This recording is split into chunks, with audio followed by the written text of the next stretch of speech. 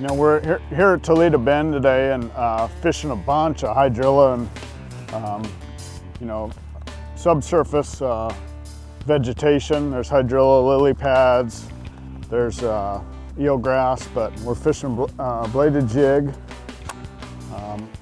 Evergreen Jack Hammer, and the biggest thing is whatever speed I need to keep this bait, whether it's slow it down or speed it up, to get the bait to just hit the grass. I don't want it to ball up in there, and I don't want it to go over the top of it without hitting it, is really the key. And when I cast it out there, I want to wind it till I start feeling that grass like I just felt it, and then I'm gonna rip it through that grass. See, I haven't felt anything. Oh, there, just felt the grass again. Oh, it's a little caught up on it. Wind it up. Sometimes you're gonna get a cast where it's not productive and you don't get that grass off there. But again, cast it out there, winding until you feel that grass and rip it out of there. And a lot of time, I mean, I would say 75% of the time, the bite's gonna happen when you hit that grass and rip it out of there. The only way that you really know that you have a bite is if the bait stops vibrating. If the bait stops vibrating, it's either caught on a piece of grass or a fish has it. So you really need to just keep on paying attention when the bait's vibrating and when it's not. If it's not vibrating, it hits a piece of grass, you're gonna need to jerk the rod to clear it out, or you're gonna need to jerk the rod to set the hook. When it comes to setting the hook, what I really like to do, and one of the biggest keys, is obviously always if you watch any of my videos, to actually a side sweeping hook set. And what I wanna do is I wanna reel, before I make that hook set, I actually wanna reel the bait till I feel the weight of the fish and it actually starts loading on the rod. I wanna wind till I feel the fish on the end of the rod, and then I'm gonna do a side kind of sweeping hook set. For the most part, if you have to set up upwards, I don't really recommend it, just because you're gonna lose a few more fish doing that. You wanna do that side sweeps hook set, similar to like a swim bait. You don't wanna do more of like a worm hook set, which is an upward hook set. But again, biggest thing, wind till you feel those fish, do a side sweeping hook set, and that's gonna help you land a lot more fish using a bladed jig. I mean, that's one thing that I get asked a lot is, man, I lose a lot of fish on a bladed jig. Well, if you get the right rod, reel, line setup, and do what I'm telling you on that hook set, you're gonna land a lot more fish.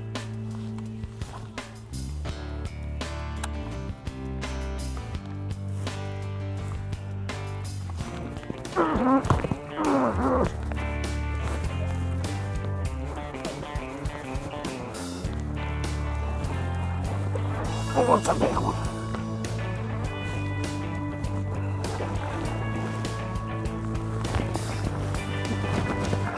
Oh, come here, baby.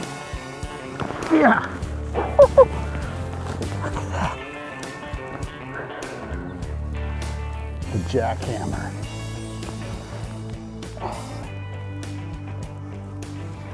3/8 ounce green pumpkin. You get much better than that.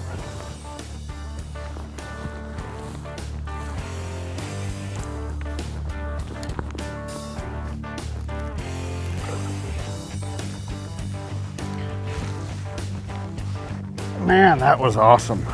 That bite was awesome. He absolutely hammered that thing. So this is a Evergreen Jack Hammer, the 3/8 ounce model. This is a bait that I helped design with Marizo. It's just the best one ever made. It has a stainless steel blade. It's 3/8 ounce, has a decoyed double locking snap, has a Yamamoto BMF hook on it. It's a 4/0 BMF hook. It has a lead keeper and 2 wire keepers to hold your trailer on. It just has all the best components. Nice pretty eyes when the paint isn't just gnarled off. Hand-tied skirt, so it stays on real well when you're ripping it through the grass. And this Yamamoto Zako tail is a new bait that I designed for the bladed jig. It just doesn't get any better components. The thing vibrates so hard, that's why we call it the jackhammer. And it's just has awesome action, and obviously it catches big fish.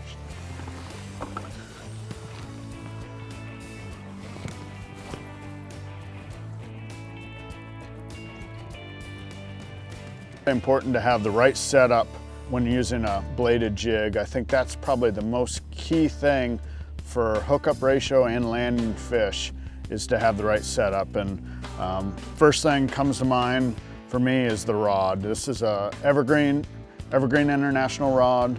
It's a Heracles. It's a 7'3" heavy action glass rod that I helped design specifically for bladed jig fishing. It's their power glass model. Right here at about the 5th guide down, it has a real soft tip, and then from there down, it has lots and lots of power. So you have a nice soft tip, so when the fish eats the bait really aggressively, the tip forgives the fish for eating it real hard, and then you actually can wind into the fish, let that tip load up, and then have a lot of power to set the hook. And then that parabolic action allows to keep pressure on the fish the whole time that you're reeling it in, so you don't get any slack in the line and it comes off. Next aspect would obviously be the reel. I prefer a 6'3" to gear ratio reel. It works good for slow rolling or winding real fast. And this is the Daiwa. It's the Tatula 100 CT Type R. Just an awesome reel. It has the TWS system. It allows me to cast as far as I need to cast, and with the quick dial settings on the outside, it just allows me, if the wind's blowing and I'm casting into the wind, just a couple quick little adjustments. It allows me to adjust the reel. The other thing that I really like about this reel is the big power handle. Winding this bait all day long and setting the hook on, obviously you've seen big fish. I want to have a lot of power. I want to have these big paddles on there and a super strong drag. And this reel performs absolutely flawless for this technique. The other thing, the next one would be the line. I use Sunline FC Sniper Fluorocarbon. I've tried a lot of other things.